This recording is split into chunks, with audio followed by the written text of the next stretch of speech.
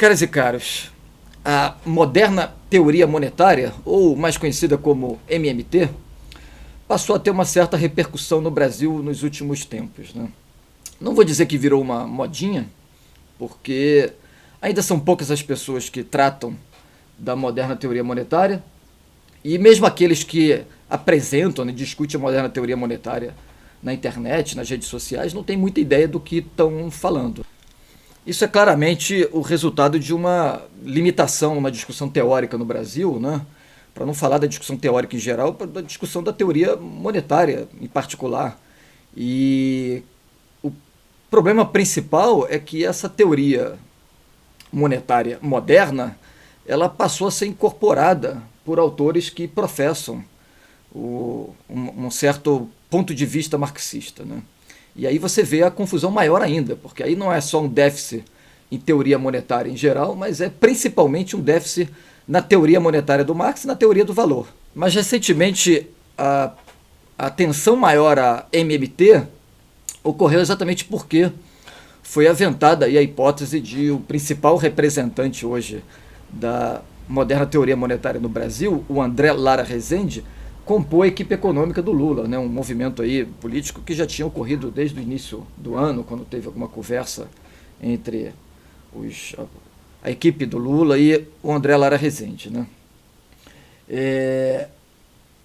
E aí a gente vê a situação, né? A situação da esquerda desamparada, né? A esquerda desamparada agora trata os teóricos da MMT como aliados táticos, né? Então aí a gente vê o nível de desamparo da esquerda que agora mistura qualquer teoria, né, com formulações derivadas do Marx. Eu não vou fazer comentários, uma exposição, uma crítica sistemática à moderna teoria monetária, isso seria um tanto quanto maçante. Já fiz alguns comentários recentes em redes sociais sobre as limitações teóricas, né, a indigência teórica da moderna teoria monetária. Mas eu queria fazer um comentário aqui especificamente sobre um debate recente, esse aí que vocês estão vendo, né? Que a moderna teoria monetária foi apresentada de um ponto de vista marxista. E por que eu vou comentar esse debate, né? Primeiro porque ele fez uma clara referência, depois da exposição sobre a moderna teoria monetária, houve uma clara referência à crítica do valor, os adeptos do Robert Kurz, que inclusive foram tratados como neoclássicos, ou seja, a crítica do valor, no fundo, é neoclássica, né? Isso é importante porque, por exemplo, parte da crítica marxista à teoria monetária moderna, por exemplo, o pessoal da crítica do valor, do Robert Kurz, tal, assim, tipo, na verdade, eles são neoclássicos, assim. Eles meio que defendem o modelo neoclássico de moedas. Eles são neoclássicos. Já daí não dá para levar muito a sério esse debate. Mas o responsável ali nesse debate pela apresentação da moderna teoria monetária, ele faz uma descrição dessa teoria de um ponto de vista marxista e diz por que ele concorda parcialmente com essa teoria, né? E no final das contas, aí é o segundo motivo para eu comentar, ele mostra como é que ela é importante para entender o milagre, o crescimento chinês, né? O que é um absurdo, assim, o que é um absurdo, porque a moderna teoria monetária ela é baseada na ideia de que você pode emitir moeda sem que isso represente, né, um problema monetário maior, sem que você produza inflação. E essa emissão de moeda ela pode servir como mecanismo de você estimular o desenvolvimento econômico, você aquecer a economia. Esse é o princípio básico da MMT. E na apresentação desse debate aí, o rapaz responsável por essa exposição, ele diz que a moderna teoria monetária é muito importante para entender o milagre chinês e o milagre do Vietnã. Acho que há uma confusão aí muito inicial, né, muito de partida. O milagre chinês, o desenvolvimento econômico chinês, a industrialização chinesa, né, esse forte crescimento chinês nas últimas 3 décadas, ele não tem uma relação direta com a moderna teoria monetária, né? E a apresentação aí argumenta que foi o Banco Central chinês, a política monetária do Banco Central chinês, que estimulou o crescimento econômico. Isso é uma bobagem. Isso, na verdade, é uma nova tentativa, né, de um ponto de vista monetário, querer tratar o crescimento chinês como um crescimento totalmente endógeno, né, desencadeado por forças internas e por uma certa leitura correta dos administradores chineses sobre como fazer política econômica e, nesse caso, política monetária, né, assim. E, portanto, isola a China do contexto mundial. Isola a China dos circuitos deficitários mundiais e principalmente do circuito deficitário do Pacífico, né? Eu já me pronunciei sobre isso em algumas outras ocasiões, não vou entrar aqui em detalhes sobre esse tema. O que nós temos aí é claramente assim, uma confusão entre o que é a emissão monetária, que é pregada pela moderna teoria monetária, e a expansão da base monetária, né, feita por diversos agregados monetários. Portanto, você pode explicar o crescimento chinês por uma multiplicação dos mecanismos de crédito, por uma multiplicação de sistemas, né, de financiamento. E isso é possível fazer. Só que quando você faz isso, você não pode separar o sistema de crédito chinês desse circuito deficitário. O crescimento chinês do consumo de mercadorias norte-americano, o crescimento chinês do financiamento da dívida pública americana, o papel exatamente do endividamento dos Estados Unidos como motor do crescimento chinês e como motor do próprio crescimento japonês anteriormente, né? Isso é impossível de separar. Então, a tentativa de continuar insistindo, né, num milagre chinês como resultado de uma política tipicamente nacional, né, e principalmente nacional desenvolvimentista, isso é uma bobagem. Assim. Isso é uma incompreensão do caráter global da própria economia chinesa, da integração da economia chinesa aos circuitos globais de capital e principalmente os circuitos globais de crédito. A China não fez emissão monetária, não fez quantitative easing, né, flexibilização monetária, como parte da sua estratégia de desenvolvimento. Assim. Isso aí é um equívoco de partida dessa exposição. A China só começou, o governo chinês só começou, né, o Banco Central chinês só começou efetivamente a fazer emissão monetária nos termos da MMT recentemente. E a China fez isso por dois motivos principais, né? Primeiro porque recentemente, né, nos últimos 3 anos, houve alguns momentos em que a moeda chinesa, o yuan, renminbi, ele teve um movimento de alta. E aí houve uma emissão monetária exatamente para desvalorizar, né, depreciar, mais corretamente, a moeda, porque isso é um impacto na exportação chinesa, né? Se você aumenta, né, o poder de compra do yuan, isso significa que as mercadorias exportadas pela China, e a China é dependente do mercado externo, né, da exportação, isso encarece o produto chinês no mundo. Então eles têm que fazer essa estratégia de desvalorização, ou seja, depreciação constante da sua moeda. O segundo motivo que a China recentemente passou a adotar, não sistematicamente, mas de forma mais esporádica, a emissão monetária, né, a flexibilização monetária no sentido mais específico, através dos mecanismos de repo, né, ou seja, compra reversa ou recompra reversa, né, em que há evidentemente emissão monetária para compra de ativos, a China passou a fazer isso por causa exatamente da carência de liquidez, da carência de recursos derivada da crise econômica que eles estão passando. Foi exatamente o esgotamento dos mecanismos de crédito que foram responsáveis pelo crescimento chinês que levou ao enxugamento da liquidez e financiamento nos mercados financeiros chineses, que levou a China recentemente a fazer essa emissão monetária. Né?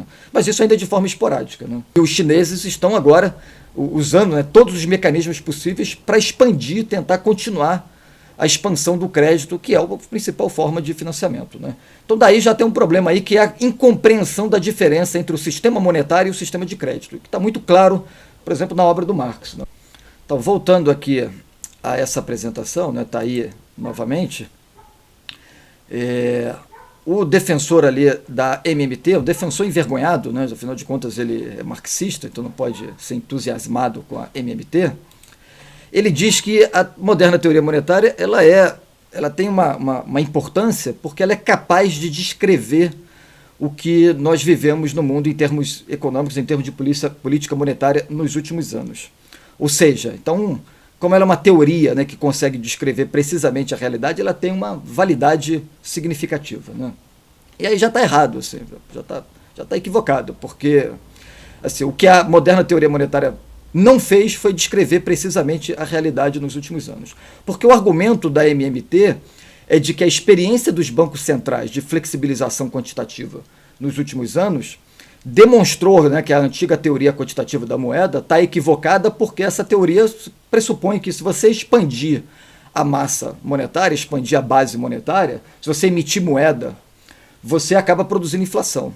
E segundo os adeptos da MMT, você teve essa experiência com os bancos centrais do Japão, dos Estados Unidos e também da Europa, né, recentemente, e com expansão quantitativa, com quantitative easing, né, e não houve pressão inflacionária, não houve aumento inflacionário.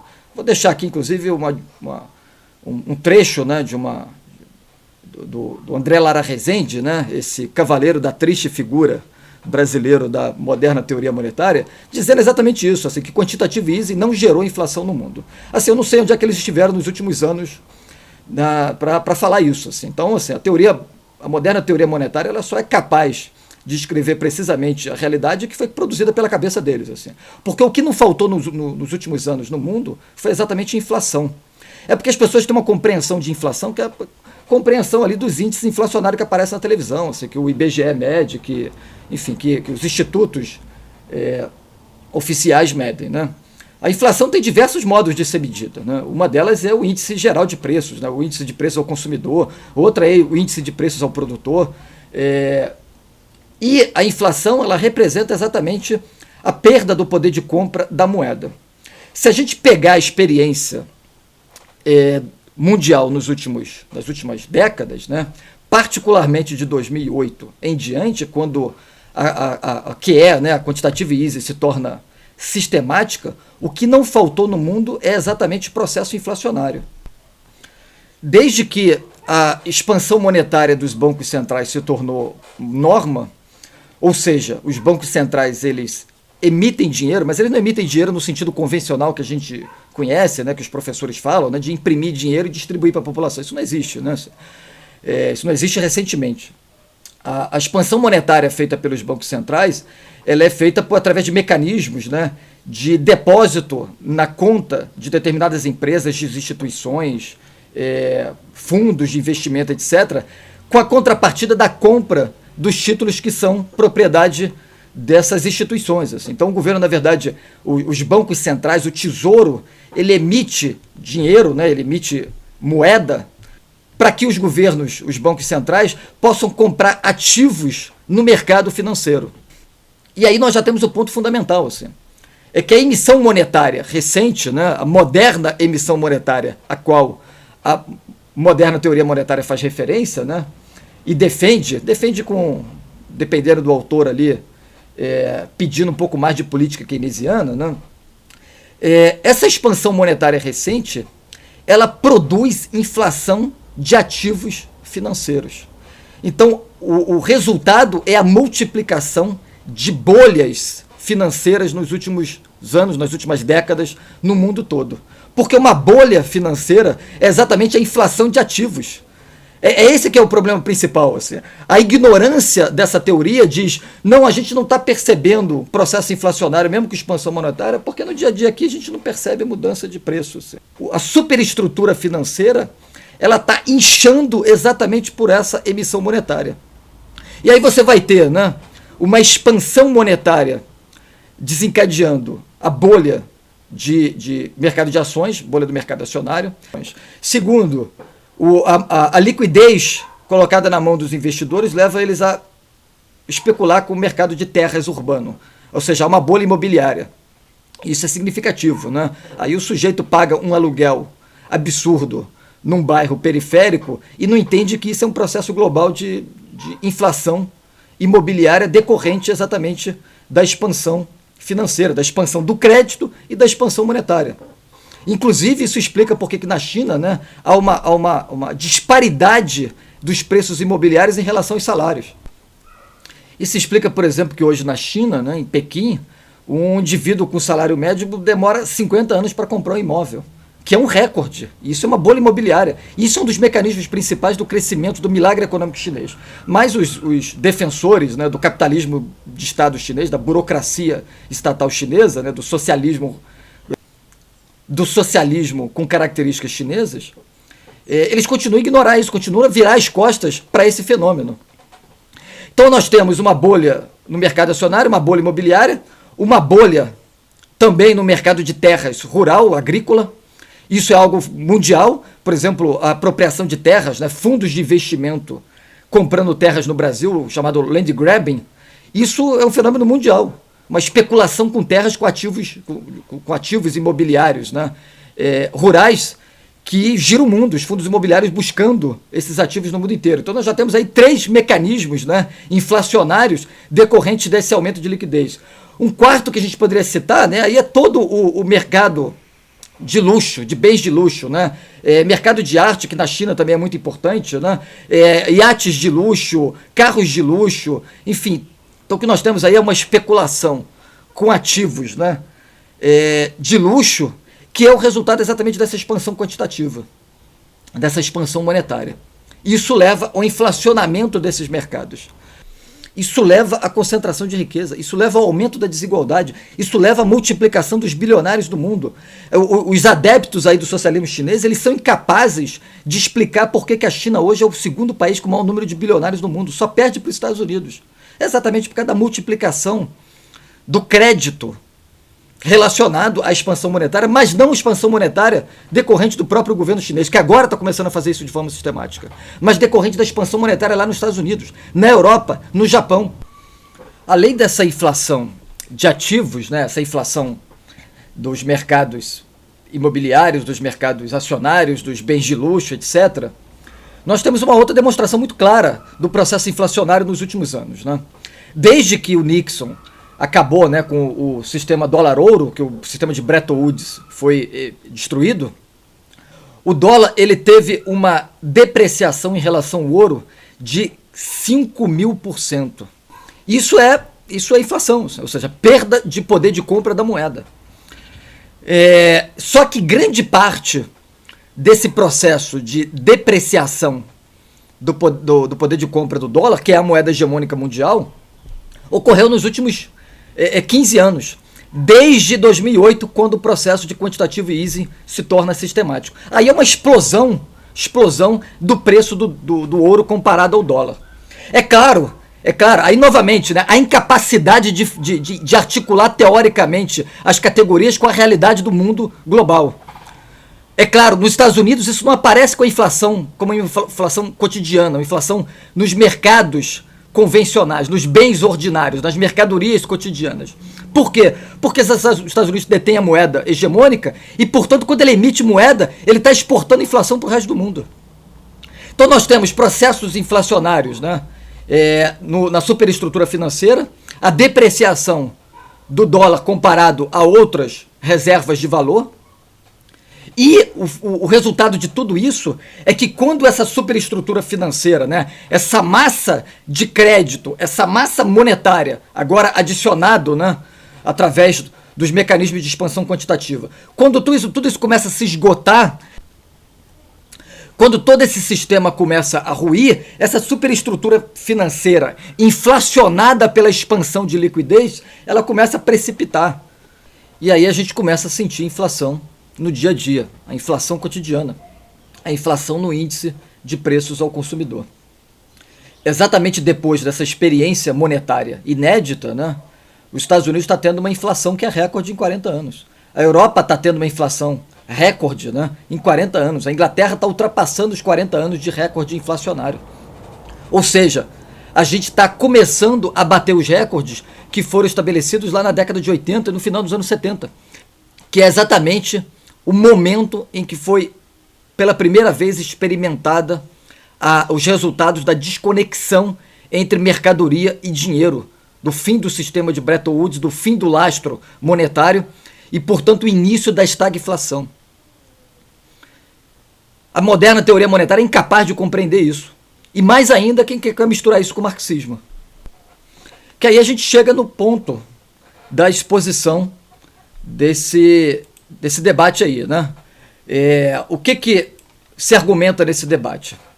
De que, na verdade, a moderna teoria monetária, ela é, em termos de descrição da realidade, adequada, ela consegue compreender a realidade dos últimos anos, o que a gente já apontou aí que é um equívoco, né? Porque ela simplesmente ignora a inflação dos mercados de ativos, dos mercados financeiros. E aí, para explicar o argumento dessa exposição aí, ele inicia estabelecendo uma diferença entre o conceito de moeda e dinheiro em Marx.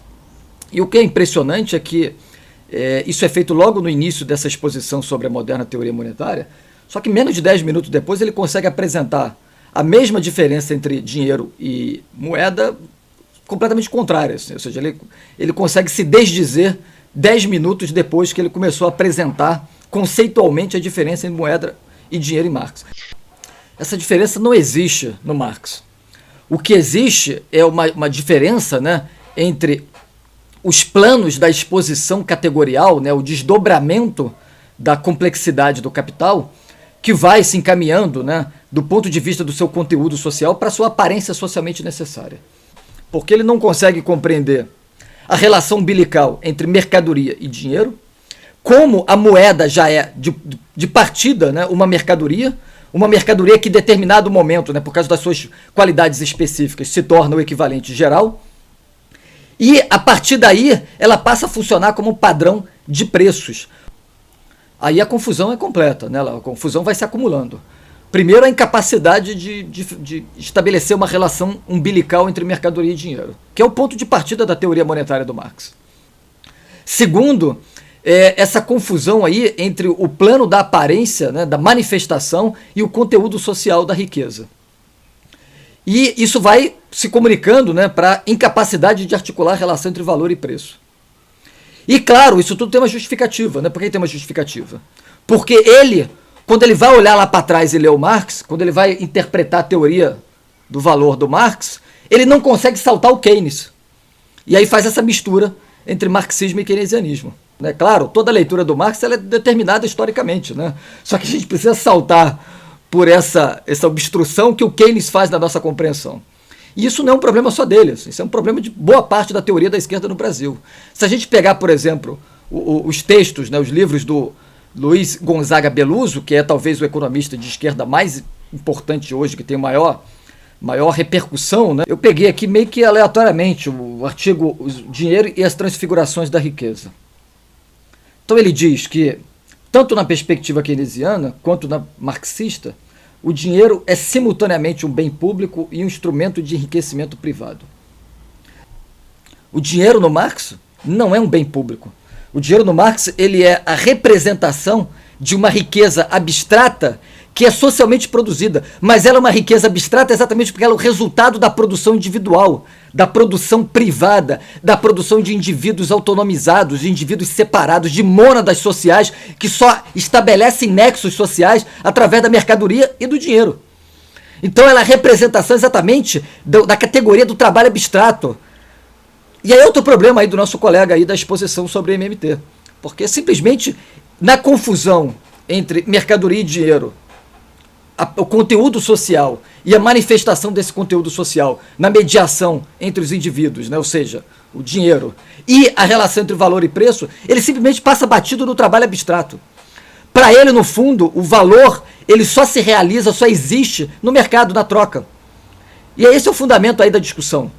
É uma incapacidade de compreender a categoria de trabalho abstrato, abstração real, que o valor ele é um produto imediato da produção capitalista. Ele não é um resultado do mercado, ele não é um resultado do enriquecimento privado, como diz o Beluso, né? De que existe uma riqueza social sendo produzida e em determinado momento essa riqueza é privada apropriadamente. A riqueza é do ponto de partida na sua forma, na sua constituição privada. E é por isso que existe o dinheiro, porque esses indivíduos, essas mônadas, né, separadas, isoladas socialmente, elas só podem se conectar através das coisas. E aí mais ainda, né? Eu estou pegando aqui o Beluso só para mostrar exatamente essa incapacidade de ler o Marx sem o Keynes. E aí o Beluso vai dizer mais à frente, né, assim como o nosso colega falando lá da importância dos bancos centrais, que a taxa de juros é o preço central numa economia capitalista. Aí Aí não tem Marx que se sustente, né? Porque se a taxa de juros ela não é uma função derivada da taxa de lucro, então aí o Marx morreu definitivamente, né? Aí pode enterrar, jogar cal e esquecer a teoria do valor do Marx, né? Agora, voltando para o nosso colega aí, por que ele faz essa exposição lendo Marx através do Keynes? Porque ele quer reconhecer aí a MMT como uma teoria, um aliado tático, né? Como ele disse em outro vídeo. Então ele diz que é possível você fazer emissão monetária desde que essa emissão monetária represente, né, recursos, né, dinheiro, recursos acumulados na mão dos capitalistas, que isso signifique a compra de meios de produção, contratação de força de trabalho, produção de mercadorias, produção de valor e de mais-valia. Aí sim, essa emissão de dinheiro ela se confirma, ela começa a ter um lastro material. Bem, aqui a gente já tem novamente esse problema da relação entre mercadoria e dinheiro, né? É porque o a priori para ele é o dinheiro, é o Estado emitindo dinheiro, né? Essa ideia infantil de que o Estado produz riqueza. E quanto na teoria do valor, essa relação não existe, assim, o ponto de partida não é esse. O ponto de partida é exatamente a produção de mercadorias. É o trabalho produtor de mercadorias, o trabalho produtor de valor, o trabalho abstrato. E exatamente quando ele produz mercadorias, uma dessas mercadorias funcionam posteriormente como equivalente geral, como dinheiro. Só que é uma inversão disso, né? A moderna teoria monetária ela causou uma confusão tal que a inversão que existe na realidade contemporânea, né, da emissão monetária, exatamente por causa de um capitalismo de crise e um capitalismo que vive, né, a partir do bombeamento de capital financeiro, dessa adrenalina de capital financeiro, essa inversão da realidade produzida no capitalismo contemporâneo, ela se transforma na base de compreensão da própria realidade capitalista. Aí você olha lá para o Marx e diz, não, o Marx até contribuiu com algumas coisas, mas ele estava errado. Assim. Então o Marx, na verdade, a teoria dele é muito boa, só que ele estava preso ao padrão do ouro, padrão metálico, como se o Marx estivesse preocupado em fazer política monetária, assim, em administrar as finanças capitalistas. E é uma inversão aqui que é teoricamente keynesiana, que é claro, porque a produção a obra do Keynes ela foi produzida no momento em que houve a suspensão do padrão ouro, né, o período entre as guerras. E como isso acontece agora novamente, né, desde o fim do Bretton Woods nós não temos mais uma relação umbilical entre mercadoria e dinheiro, aí o ponto de partida é sempre o dinheiro. Então o Estado tem uma varinha de condão que ele produz a riqueza de forma imediata. Mas, enfim, para ser honesto com esse nosso colega, ele não cai na esparrela MMT de achar que a moeda pode ser simplesmente emitida indiscriminadamente como uma parte aí dos adeptos da moderna teoria monetária defende, né, nas redes sociais. Nesse momento, salta aí nele a veia marxista dele.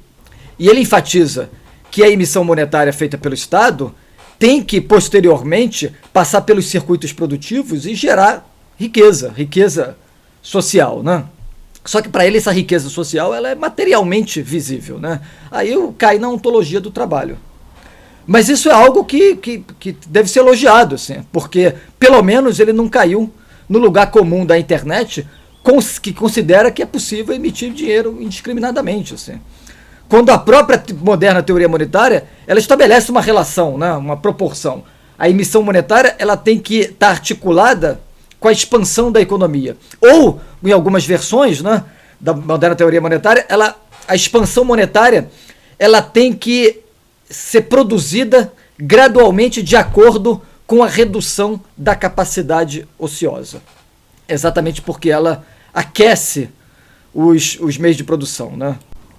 Porque aí a emissão monetária ela teria essa função keynesiana, né, de movimentar os fatores de produção. E o problema dessa teoria, né, ainda que tenha limites, né, mesmo nessa versão aí da ontologia do trabalho, da produção material, é que ela não reconhece o caráter do capitalismo superdesenvolvido e de crise que nós vivemos desde a década de 70. Né? Ela não conhece o caráter estrutural da superacumulação de capital, do excesso de capacidade, das forças produtivas da microeletrônica, do desemprego estrutural.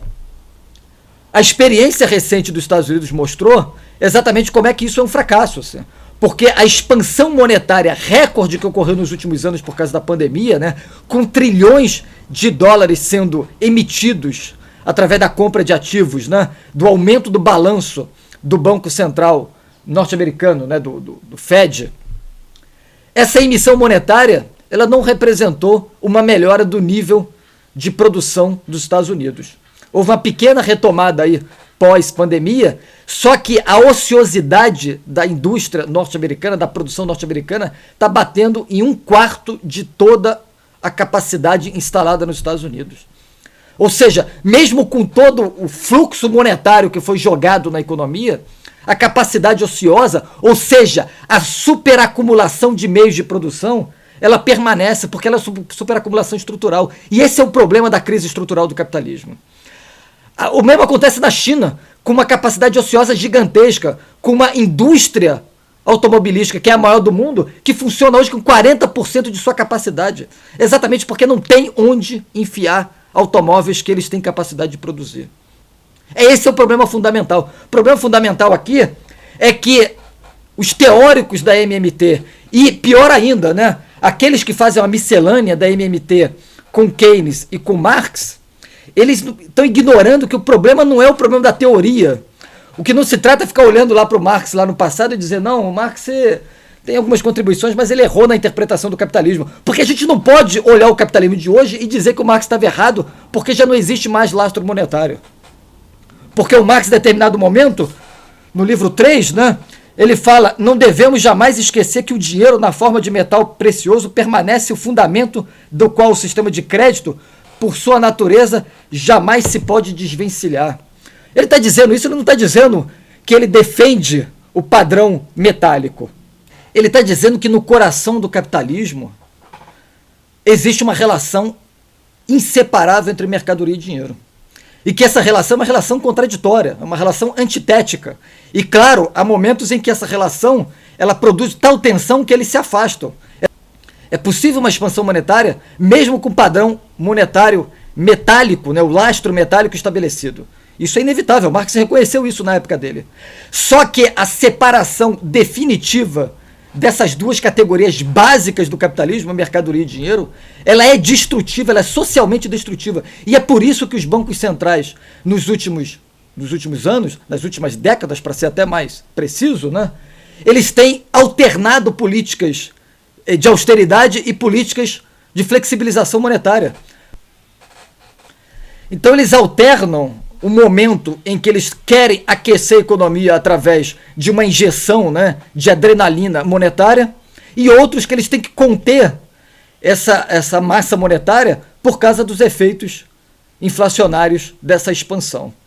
E às vezes isso é feito pelo mesmo indivíduo, né? Não é uma diferença de perspectiva teórica entre monetaristas e keynesianos, entre esquerda e direita, conservadores ou progressistas. Isso é uma bobagem, assim. Isso é exatamente o mecanismo de administração da crise do capitalismo. O grande problema dessa tentativa de reler o Marx do ponto de vista da moderna teoria monetária, né, que é muito comum chamar Marx de uma figura metalista ou presa ao paradigma clássico, né, o que é um equívoco monumental, porque na economia clássica não existe trabalho abstrato, não existe conceito de abstração real, de abstração em acto, como o Marx falou. O grande erro dessa leitura é achar que o ponto de partida da realidade contemporânea é a expressão do capitalismo por todo sempre. Ou seja, eles consideram, né, que o fundamento de nossa época é o fundamento do capitalismo como um todo. E não conseguem compreender exatamente as mudanças, as transformações e o processo de crise do capitalismo a partir dos anos 70, com a implosão, com a dessubstancialização da moeda. Aliás, né, não existe nenhuma discussão sobre o conceito de substância na moderna teoria monetária. E muito menos nos teóricos marxistas que fazem essa miscelânea completa, né? E aí, para finalizar, como eu não estou aqui fazendo o desenvolvimento de uma teoria nova, né, eu não tenho insights teóricos que eu quero fundamentar teoricamente para criar uma nova exposição do mundo, né, eu vou recomendar algumas leituras. Então, a primeira recomendação é o artigo do Robert Kurtz, Ascensão do Dinheiro aos Céus, que é a primeira tentativa dele de fazer essa articulação entre crise do capitalismo e crise monetária. Demonstrar que a crise do capitalismo ela se manifesta também como uma implosão da relação umbilical entre mercadoria e dinheiro. Esse artigo, depois ele teve formulações, né, que foram avançando, foram melhores, e aí por isso eu recomendo o outro livro que está no prelo, né, que é A Substância do Capital, que é uma discussão fundamental sobre a substância do trabalho, e a crítica mais radical que o Robert Kurz já fez à ontologia do trabalho, né, uma crítica devastadora à compreensão marxista tradicional. E a última recomendação é esse livro aqui, que é o último livro do Robert Kurz, Dinheiro Sem Valor. Linhas gerais para uma transformação da crítica da economia política. Que o argumento principal dele é exatamente a exposição do capitalismo como uma economia monetária, né? Mas a partir dessa relação inseparável entre mercadoria e dinheiro, que chega a determinado momento que essa relação implode. Porque o capitalismo é um processo, o capitalismo não é uma sociedade estanque, que está dada desde sempre, que suas categorias são inalteráveis desde sempre, e que basta a gente melhorar a nossa interpretação, que todos os problemas vão se resolver. Capitalismo é um processo social abrangente que vai envolvendo a sociedade e que tem uma dinâmica destrutiva e que leva não apenas à destruição social, mas à destruição ambiental. Se você se prende apenas, né, à fixação da produção da riqueza numa expressão material, você ignora esses processos objetivos de destruição, de devastação ambiental, que hoje são óbvios e que a esquerda é incapaz de fazer uma reflexão sobre isso do ponto de vista da teoria do valor e da crítica do capitalismo do Marx. O capitalismo é um processo destrutivo socialmente e ambientalmente, e é um processo autodestrutivo, é um processo abrangente que depende de uma dinâmica acelerada e ampliada, que em determinado momento essa própria dinâmica ela remove as suas próprias bases, seus próprios fundamentos. E a explosão do mundo monetário hoje, né, a hipertrofia do sistema financeiro é exatamente o resultado disso. É exatamente o resultado de um mundo em que o dinheiro não acabou. É o resultado de um mundo em que tem dinheiro para todos os lados, mas esse dinheiro não tem mais vínculo com a produção real. Até porque uma parte considerável da população ela está excluída dos processos produtivos, a sua capacidade produtiva não interessa mais, porque os processos são cada vez mais automáticos. Ou seja, há uma desvinculação entre mercadoria e dinheiro do ponto de vista objetivo da produção, e isso repercute na desvinculação progressiva do trabalhador do processo imediato de produção. Portanto, o trabalhador ele perde a capacidade de se integrar socialmente, porque ele perde a capacidade de ser produtivo em termos econômicos. Ele perde a capacidade de ganhar dinheiro por seus próprios meios, privadamente, e ele é excluído. Então fica aí a recomendação desse livro do Kurz, que é um livro ainda completamente ignorado, né? E faz uma reformulação da teoria crítica do capitalismo do ponto de vista dessa relação entre mercadoria e dinheiro. Inclusive, né, resolve muito dos problemas da relação entre valor e preço que o nosso amigo aí acabou se enrolando.